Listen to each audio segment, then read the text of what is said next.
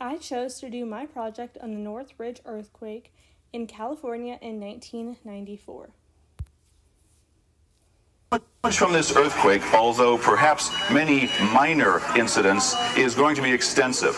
It just felt like something hit the side of the house, and then it just started rolling and got stronger and stronger, and the house started shaking back and forth.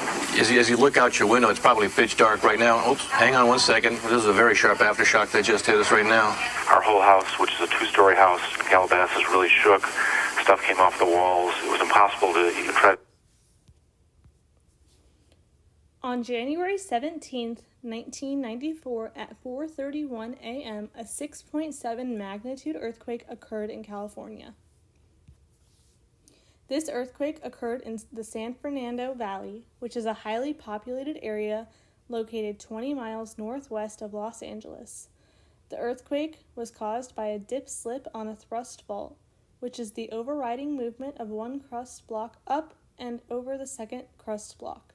The earthquake occurred on a blind thrust fault. A blind thrust fault is a fault that does not break the surface to make itself visible. These faults are buried under layers of rock. The Northridge earthquake is the costliest earthquake in the U.S. history, causing over $20 billion in damages. There were over 57 deaths and thousands of people were injured. Buildings, freeways, and parking garages collapsed.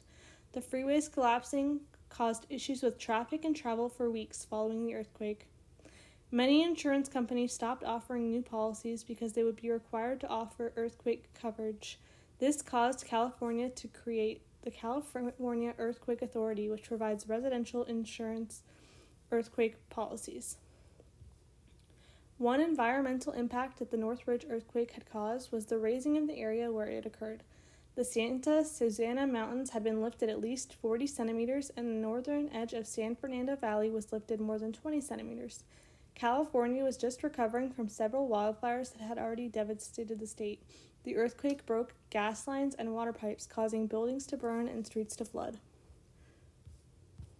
Some interesting facts include that the Northridge earthquake occurred on Martin Luther King Jr. Day. This is important because it is a federal holiday, and that means there were fewer people going to work, and this could have saved lives. Another interesting fact is that the Northridge earthquake occurred on a fault that had not yet been discovered before the earthquake. One important lesson was learned in a previous major earthquake, the Sylmar earthquake in 1971. After this earthquake, they updated codes in LA, which could have been the reason that there weren't that many casualties.